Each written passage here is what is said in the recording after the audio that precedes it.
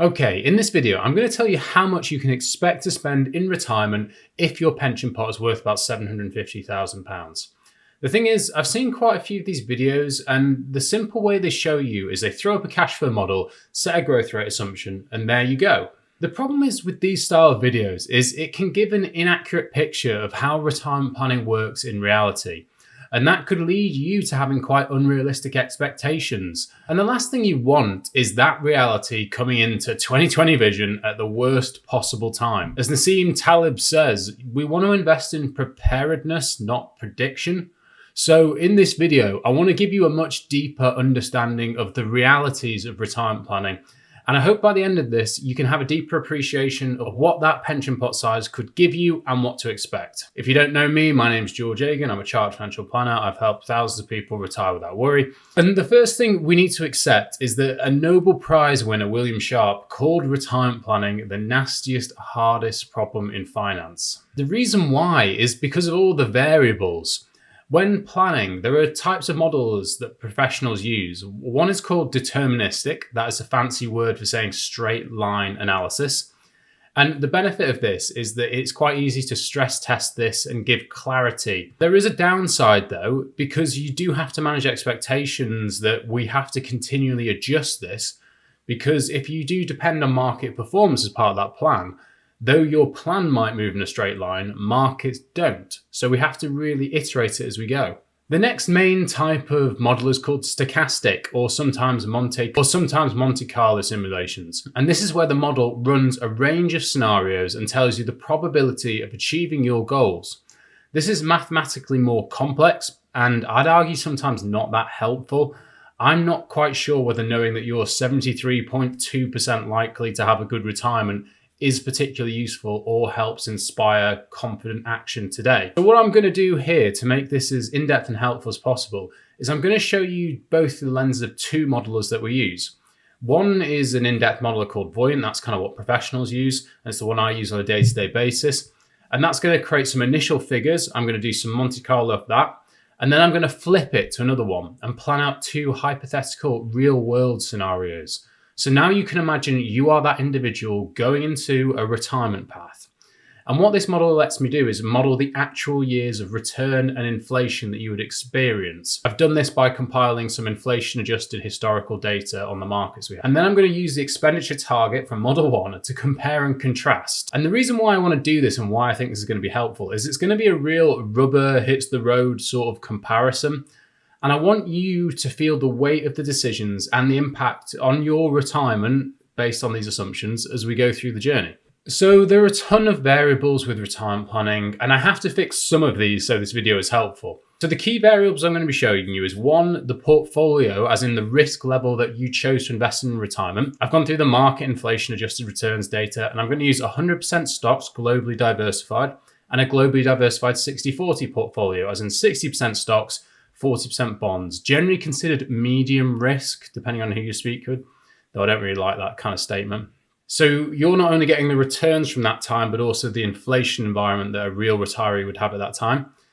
The other option is the retirement income choice. And there are three kind of main doors with retirement income sources. Now you have the one which most people go through, which is pension drawdown. That's when you draw down on a pot of money, as the name suggests. This has investment risk and flexibility, but there's a real danger you can run out of money if it's not managed well. There's also an annuity, which most people used to take prior to 2015.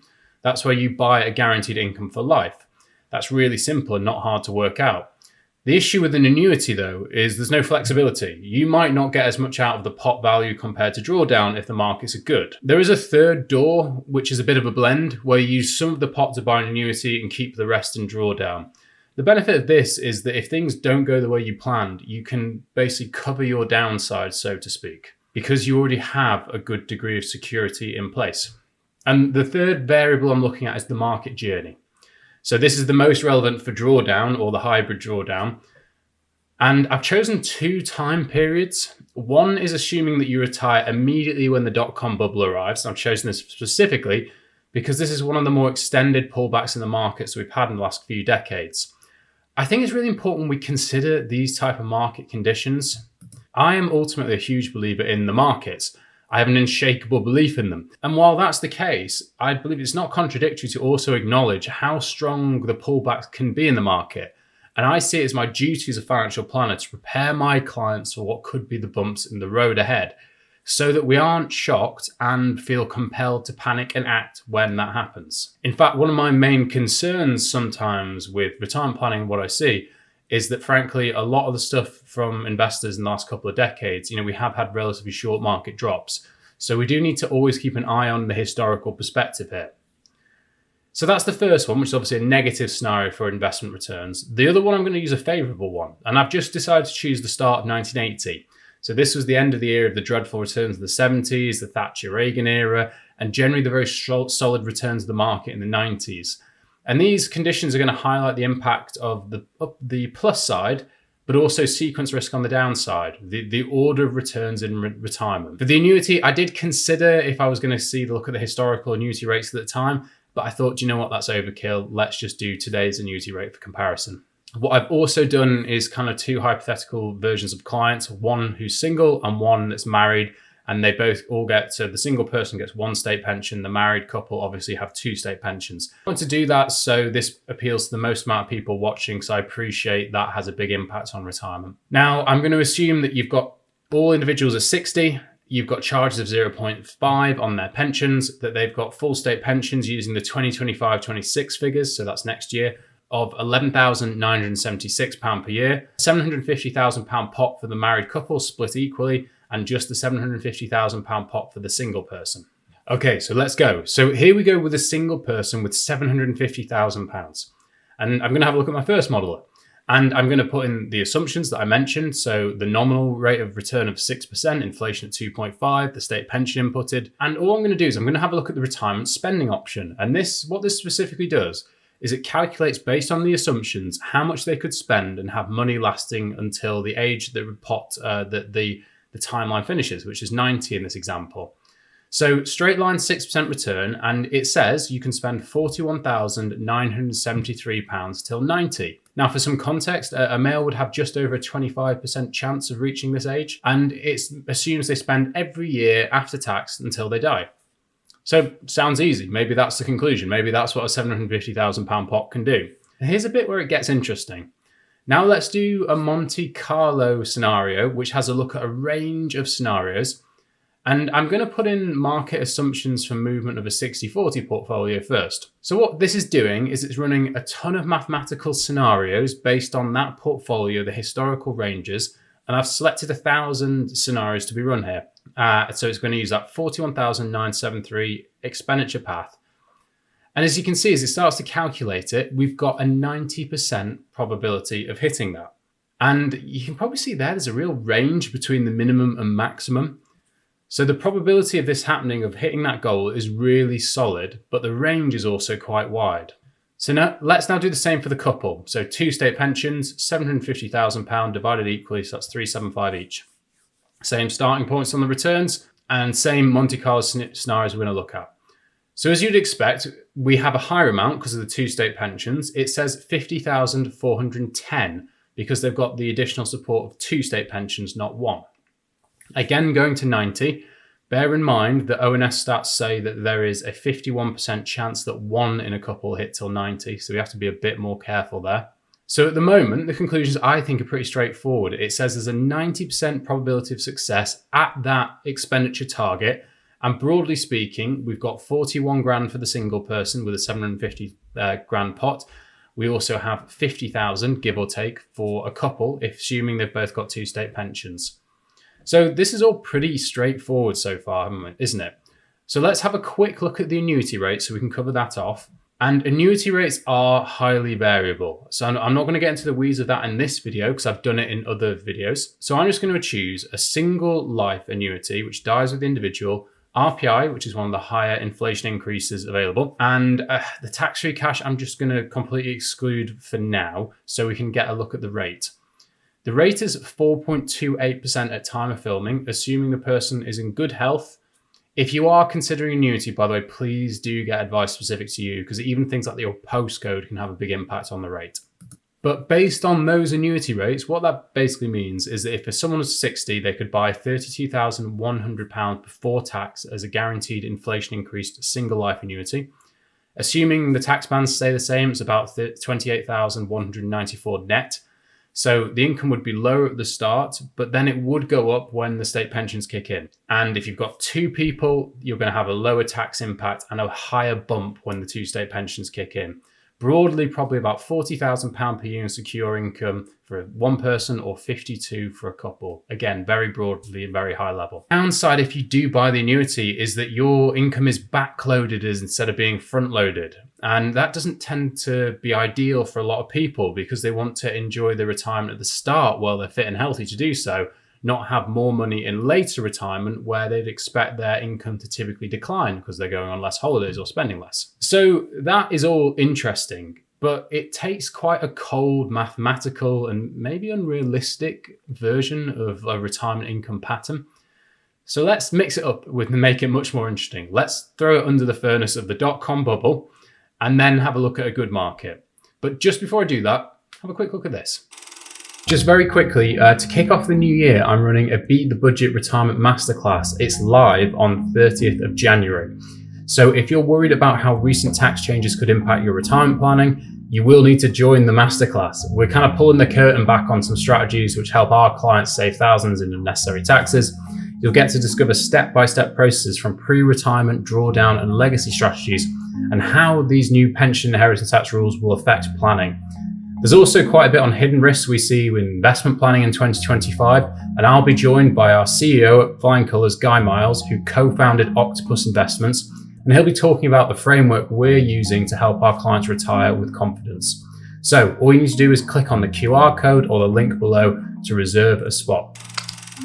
Okay, so now we're in the dot-com bubble, and the first thing we're going to do is we're going to now load that targeted straight line expenditure for a single person. So the first model has said they can do £41,973, and it also says there's a 90% likelihood of success. So let's assume they went into 100% equities, they took that advice, and they started in 2000. You can see if they did that, the money would run out at 71. Let's have a look at a 60-40 though. Would that help at all if they actually took a little bit of equity risk off and they went to bonds? Well, actually, yes, it would in this instance, and this really just highlights the importance of sequence risk. Now, while I'm a huge advocate for equities, and I am personally in 100% equities, I also acknowledge the challenges for retirees, especially when we look at things like sequence risk. Now, what happens here is that because the lower equity amount stopped the depth of the decline, the bonds basically cushioned, in this example, the depth of the decline. It also reduced the sequence risk, which means that when the individual's drawing down on the pot, it didn't sell as many units as quickly. So despite the fact that the overall returns on equity markets are expected to be higher over time, it can have a big impact. And actually the 60-40 has money lasting for longer. Now the final assumption I've used on the .com is a third of the pot is used to buy an annuity. So here I've just gone £250,000 is used from the 750 and the rest is going to stay in 100% equity. So that person basically takes the proportion of their pot and they use it to buy guaranteed income.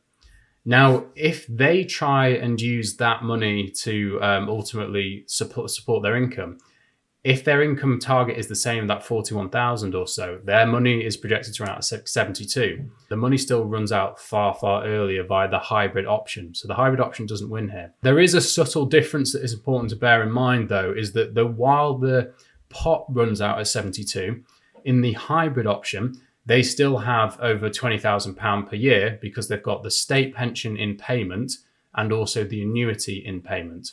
So while they've run out of money compared to their target, they haven't run out of money overall. In all models, they'd have the state pension. The bottom of the worst case scenario generally is going to be protected, so to speak, in the hybrid option. Let's go forward to a much better position, the 80s. This is where stuff gets really interesting. I tweaked it quite a bit and I could actually achieve a £60,000 per income per year for a single person if they get those type of returns. That is a long way from the 41,000 or so, which shows the potential upside of the drawdown arrangement if things go well and you adapt well. So could the 60-40 hit that 60k target? Well, the answer is no, but it's actually not too bad. The money runs out at 88. So even the 60-40 in that market condition wasn't lagging too far behind the equity. The key difference though is the 60-40 was better in the dot-com bubble because it, by quite some way, that got quite close to normal life expectancy. But when markets are positive, the equity absolutely smashed it. Now, finally, we've got a hybrid. So again, 250,000 of the 750 is used to buy the annuity and the rest is in 100% equity. If I model that directly to what the equity was able to achieve based on the 1980 return path, actually it's nowhere near. The money runs out at 71, which is really quite poor. And the simple reason why is the pot has been reduced to buy the annuity, and then that causes further drag, and the annuity income just isn't as good comparatively as the solid levels of growth. So that's a really interesting conclusion, I think. Now, I ran the couple example as well. So that's where we started with 50,410 on the initial bits of modeling. And it was the same broad conclusions. The dot-com bubble failed across the board. The 60-40 was also with the couple better, lasting till 86, which isn't too bad at all. Key difference I thought was interesting though is in the 100% equity in the couple, I was able to get 67,500. So only 7,500 more than the single person. Simple reason for that is that while the state pensions did provide support in later retirement, there was still quite a lot of portfolio requirements as far as the amount from the portfolio in the start, because we had from 60 to 67 still being required to be drawn down upon. So let's just sum this up based on all of the results for a single person and a couple. So I'm going to put the results on the screen now so you can see them. And that was that we had broadly 41,000 from a £750,000 pot that could be achieved assuming a full state pension and somebody's 60 based on a straight line analysis. The Monte Carlo off the back of that assumed that there was a 90% chance of probability of likelihood of achieving that goal. The couple's income was higher, above 50,000, and that's because of the support of the additional state pensions. The annuity rates, I'll put up here, the annuity rates weren't too bad, but the issue is that ultimately they will backload the income. You can get around that even if you do want annuities by things like fixed term annuities. Now, where it got really interesting is when we started stress testing it properly on real life scenarios. The dot-com bubble basically blew up the 100% equity portfolio. It also blew up a hybrid portfolio. The 60-40 actually was preferential to all the other results for a single people and a couple because of the fact it reduced sequence risk in that particular model. When we got to a much more favorable market condition though, like the 100% equity, and I used the time of the 80s, you can see actually that there was considerable upside with the equity. And in both scenarios, there was a substantial uplift of what the individuals could have achieved if they decided to take the equity risk and they'd been fortunate. I found that in general, the hybrid scenario, bit of annuity, bit of drawdown in all scenarios seemed a bit underwhelming, to be honest. However, I do think that might be underplayed because the benefit of a hybrid is that if you have a secure income buffer, it might be from a human level far more enjoyable across your retirement because you can have the peace of mind that you're not going to run out of money, but you might also experience the upside. So I appreciate this video hasn't given you the easy kind of, here's a number, there you go, off you go. But I think it's 100% the right thing to do because what it is here to show is that financial planning in retirement is a bit science and a bit art. It's one of the most individual things possible. And I'm always really keen to remind my clients, it's a planning process that's so important, not a static plan. You don't go to the gym once and you're fit for life, and financial planning is the same in retirement. It's a fantasy to think that with so many variables, including the biggest one, which is your ever-changing position, that we can have one plan once and your job is done. It's something we have to regularly iterate. So I hope that was helpful. I'd be really interested to know if you have a specific figure that you'd like me to run, because if I get it repeated a few times in the comments, I'll do a video on that amount instead of the 750 that I chose to do in this one. So please do put that in the comments if you have anything in mind and I'll have a look at them all. So while it's good to know how much a £750,000 pot may give you, have you ever wondered what an average pension pot looks like in the UK and maybe how you compare that? Maybe watch this video to find out. Thanks very much for watching.